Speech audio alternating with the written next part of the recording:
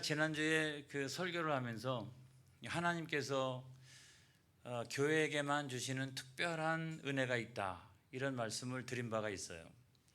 그 중에 하나가 뭐냐면 하나님의 말씀이거든요. 그래서 그 중에서 그 율법은 죄를 깨닫게 한다, 그래서 우리 마음을 이렇게 찌른다, 이런 말씀을 드렸고, 또 복음은 우리로 하여금 회개하게 하고 그리스도 앞으로 나가게 하고, 그래서 죄사함의 은혜를 경험하도록 한다. 그래서 그 복음을 들을 때 마음에 어떤 기쁨이 생기는 거죠. 그래서 나 자유 얻었네, 너 자유 얻었네, 우리 자유 얻었네. 그것이 이제 복음의 능력인 줄로 믿습니다. 그런데 저는 그 복음의 능력 가운데 살아가는 성도들에게 늘 이렇게 당부하는 것이 되기도 하고, 제가 소망하는 것이 있어요.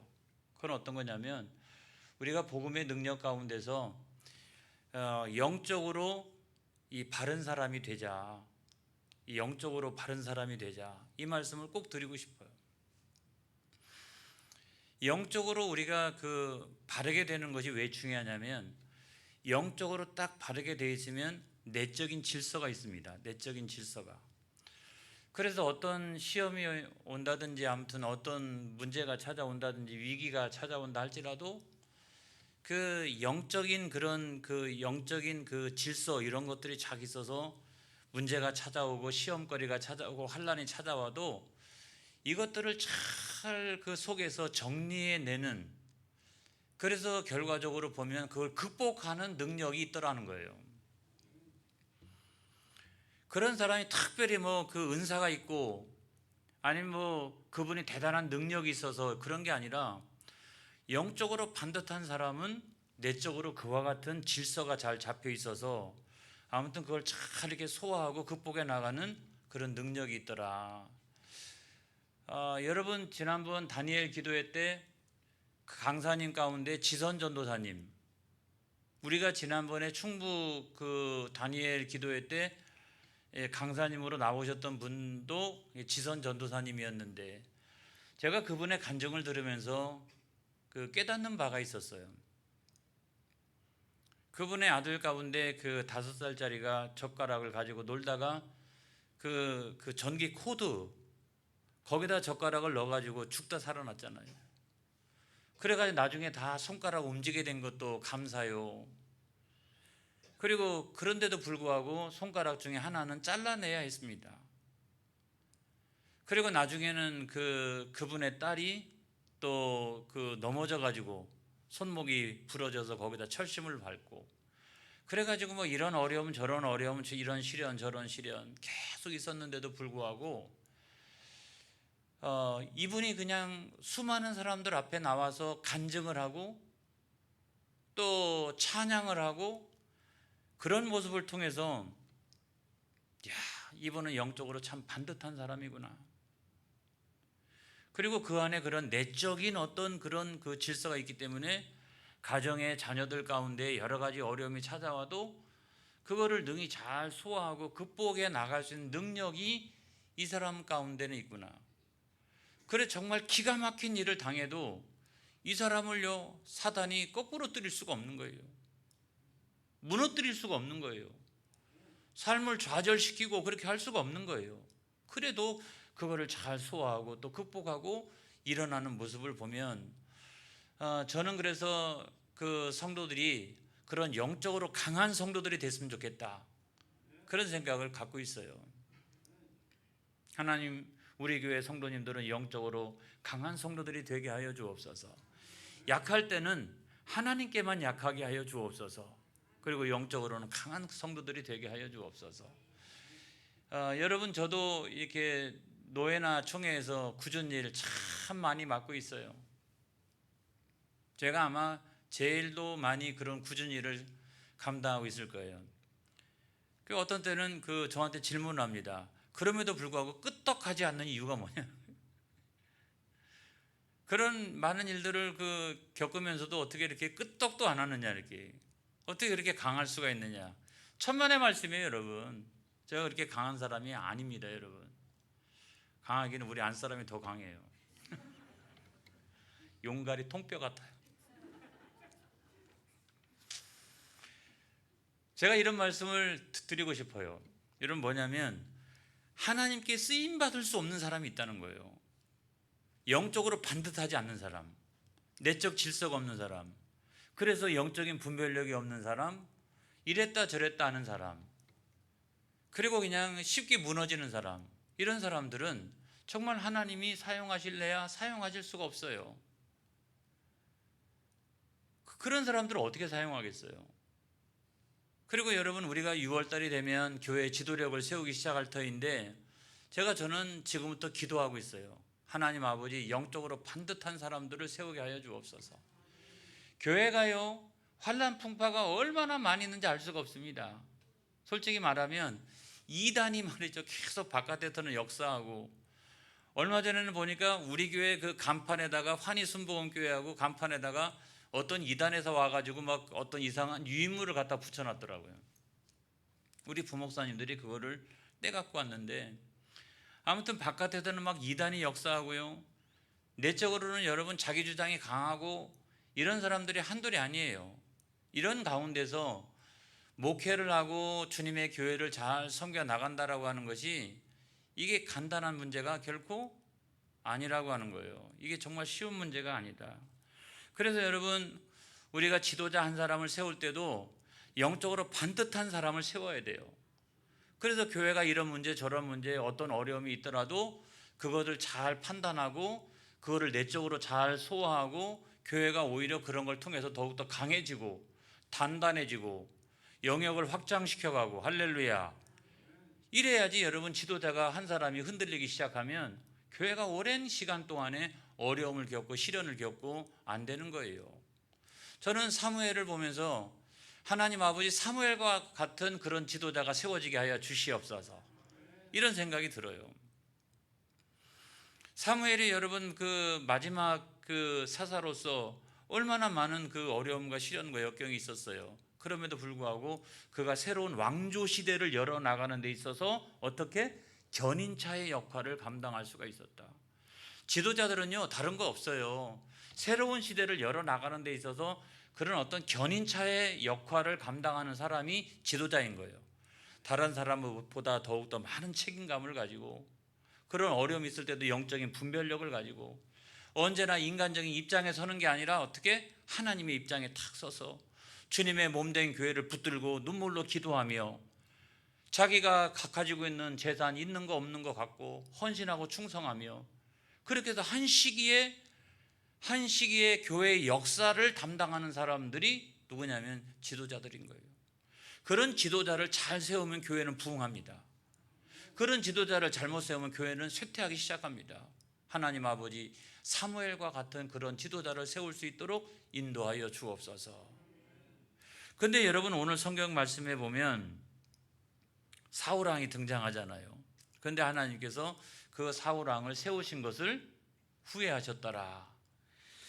여러분, 그 사무엘상 15장에 있는 말씀에 보면 이스라엘을 이제 늘 괴롭히던 아말렉 족속에 대해서 하나님이 그 아말렉 족속을 진멸하라 그랬거든요.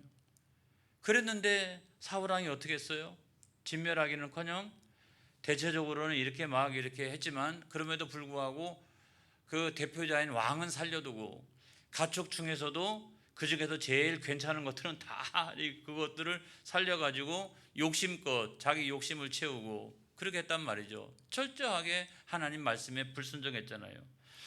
그래서 성경에 보면 하나님께서 그 지도자를 세운 것을, 그 왕을 세운 것을 후회하셨다라고 성경이 말씀하고 있어요. 자, 여러분, 사무엘상 15장 11절에 있는 말씀을 보겠습니다. 시작. 내가 사울을 왕으로 세운 것을 후회하노니 그가 돌이켜서 나를 따르지 아니하며 내 명령을 행하지 아니하였음이니라 하신지라. 사무엘이 근심하여 온 밤을 여호와께 부르짖으니라. 할렐루야. 그 다음에 여러분, 사무엘상 15장 35절에 있는 말씀 보겠습니다. 이 말씀도 똑같죠. 시작.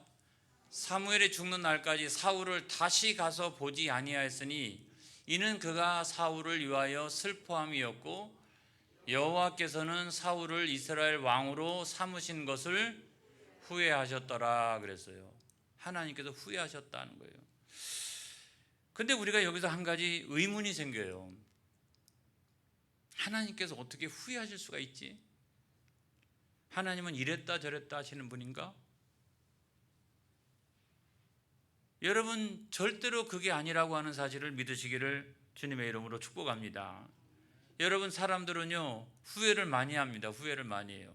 왜냐하면 사람들은 능력의 한계도 있고 시야의 한계도 있고 이러다 보니까 나중에 시간이 지나고 나면 후회를 하는 사람들이 많이 있어요. 운동선수들도요, 경기장에 딱 들어갈 때는 오늘 여기서 내가 후회 없이 내가 오늘 경기력을 발휘해가지고 최선을 다하겠노라고 그렇게 이야기합니다만은 나중에 그 경기에서 패배하고 나면은 후회스럽다고 합니다. 감옥에 들어가는 재소자들도 마찬가지죠. 거기 들어와서 그 한평 남짓한 그런 방에 갇혀 있게 되면은 후회스럽다고 말합니다. 내가 왜 죄를 져가지고 여기 들어왔나? 근데 여러분, 나갔다가도 얼마 안 되면 또 다시 들어와요. 그러면서 또 다시 후회스럽다고 이 얘기를 합니다. 여러분, 이와 같이 사람들은 늘 후회하면서 그렇게 살아가는 거예요. 그런데 우리 하나님은 절대로 그와 같으신 분이 아니시라. 그게 이제 성경의 말씀이잖아요. 사람들은 오류와 결점이 참 많지만 하나님은 절대로 그와 같으신 분이 아니시라. 그래서 이런 말이 있어요. 하나님의 영원하신 작정, 이런 말이 있어요. 신학적으로 보면 하나님의 영원하신 작정이 있다. 그 얘기는 뭐냐면 하나님께서 만세전에 모든 것을 다 정하셨다. 하나님께서 만세전에 모든 것을 다 정하셨다. 그거는 하나님의 자유성, 그러니까 하나님이 자유의 의지를 가지고 불변성 정하시면 그거는 절대로 변함이 없으시다.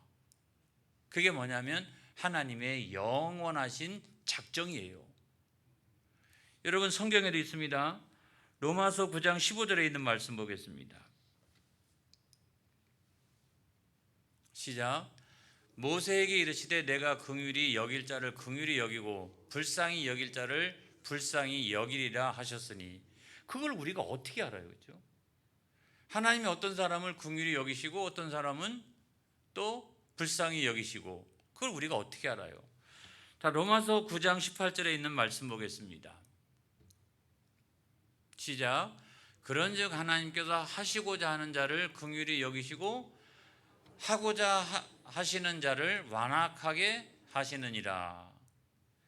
그 다음에 로마서 11장 33절에 있는 말씀 보겠습니다. 시작. 깊도다 하나님의 지혜와 지식의 풍성함이요 그의 판단은 헤아리지 못할 것이며 그의 길은 찾지 못할 것이로다. 그러니까 하나님께서 만세전에 그 계획하시고 하나님께서 만세전에 결정하신 것, 그것이 시대에 따라서 이루어지게 되어져 있는데 그 깊이와 넓이를 우리가 어떻게 다 알 수가 있겠느냐 하는 이야기죠.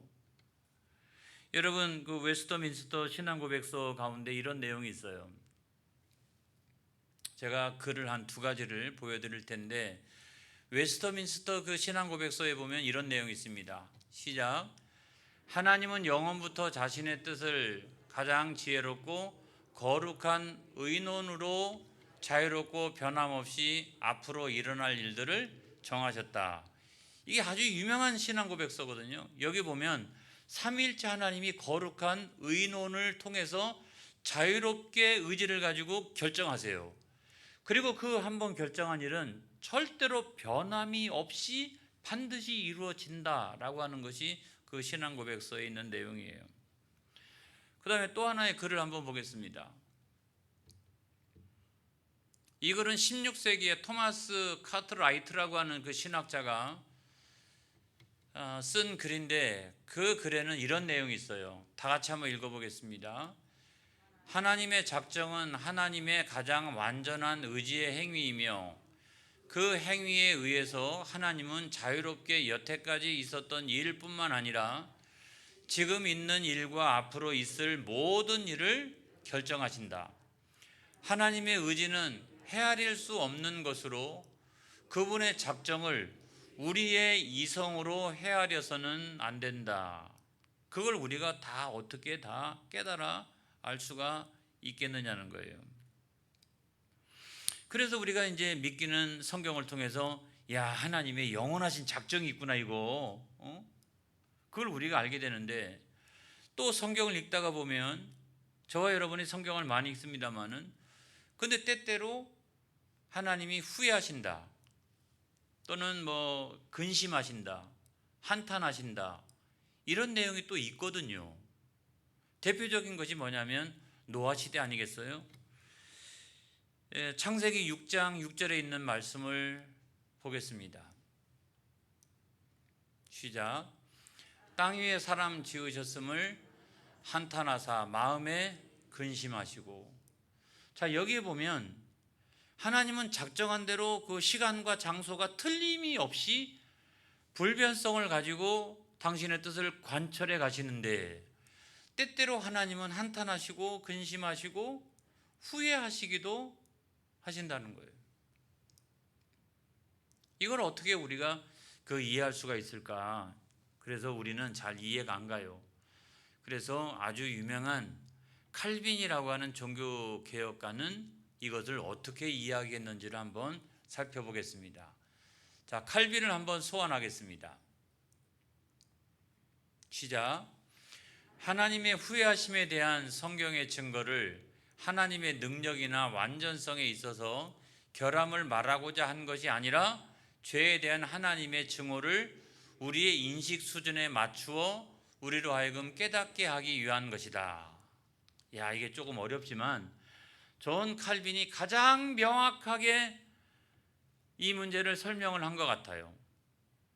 그래서 여러분, 하나님께서 후회하신다라고 하는 것은 하나님의 능력이나 그 완전성이 불변성을 가지고 있지만, 그럼에도 불구하고 하나님이 죄에 대해서는 증오하신다. 이거를 사람들이 잘 이해할 수 있게 말씀하기 위해서 하나님은 한탄하신다, 근심하신다, 후회하신다, 이런 용어를 사용하셨다는 거예요. 여러분, 그런데 그 사울이 범죄했잖아요. 사울이 범죄한 것을 우리가 한번 찾아보겠습니다. 맨 먼저가 뭐죠? 자기 마음대로 블레셋과 전쟁을 벌였어요.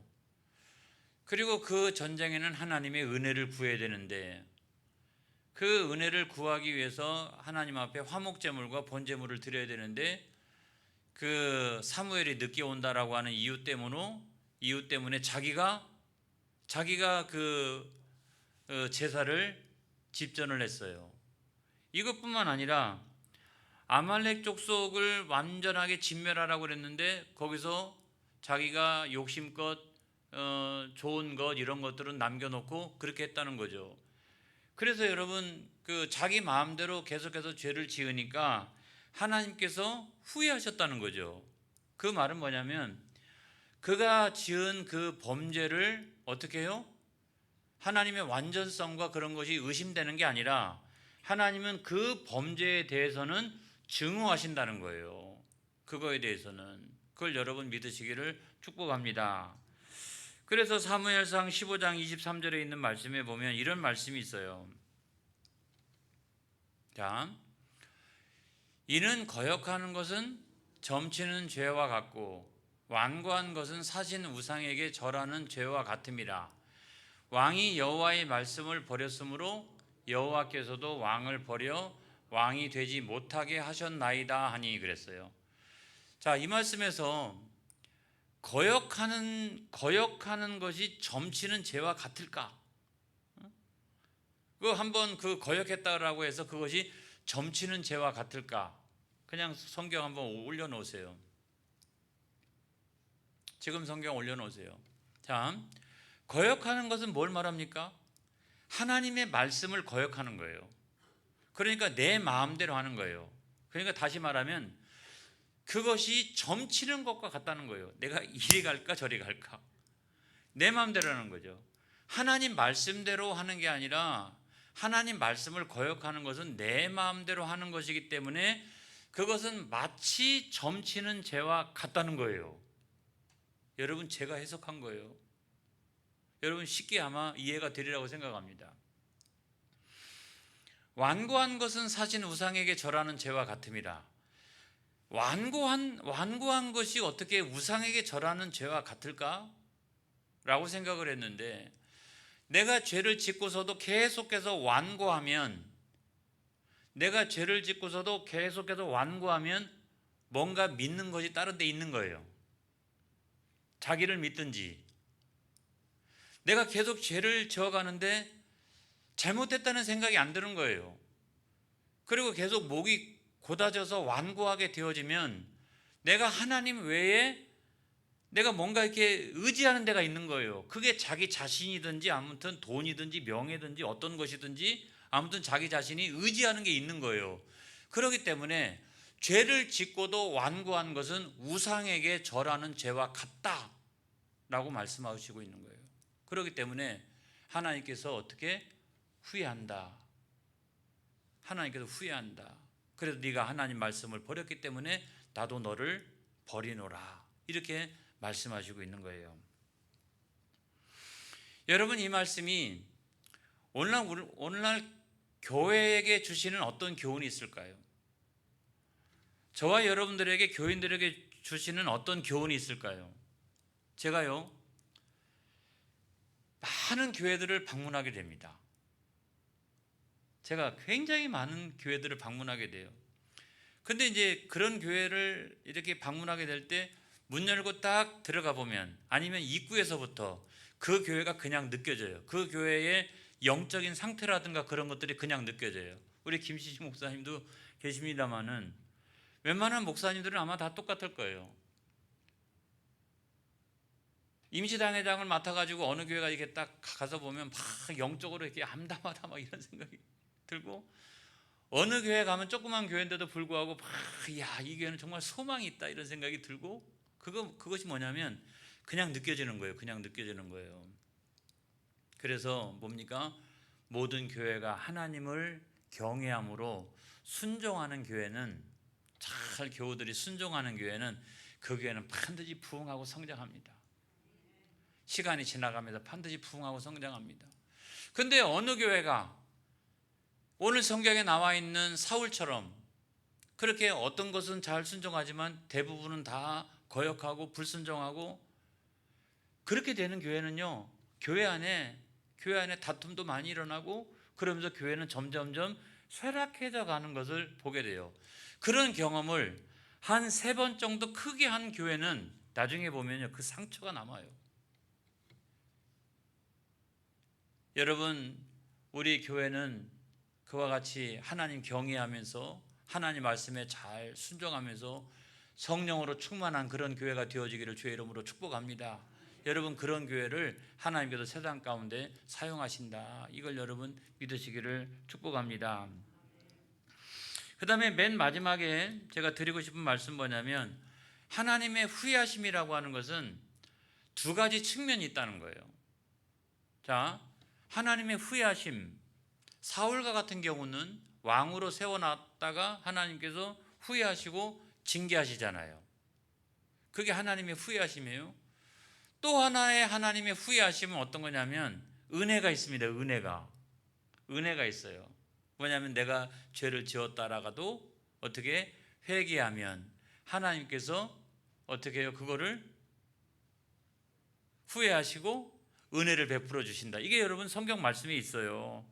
자, 스가랴 8장 14절로부터 15절에 있는 말씀 보겠습니다. 하나님의 후회하심은 2가지 측면이 있다. 다 같이 시작. 만군의 여호와가 이같이 말하노라. 너희 조상들이 나를 경노하게 하였을 때에 내가 그들에게 재앙을 내리기로 뜻하고 뉘우치지 아니하였으나 이제 내가 다시 예루살렘과 유다 족속에게 은혜를 베풀기로 뜻하였나니 너희는 두려워하지 말지니라. 할렐루야. 하나님께서 바꾸셨잖아요. 그 이유는 뭐냐면 그들이 회개하고 하나님께로 돌아오니까 하나님께서 징계를 내리시기로 작정하셨으나 오히려 그 뜻을 바꿔가지고 어떻게 은혜를 베푸셨다는 거예요. 그래 여러분, 우리 교회는 이 하나님의 후회하심 2 측면 가운데 후자가 있는, 그 후자의 측면이 나타나는 그런 교회가 되어지기를 주님의 이름으로 축복합니다. 축복합니다. 기도하겠습니다.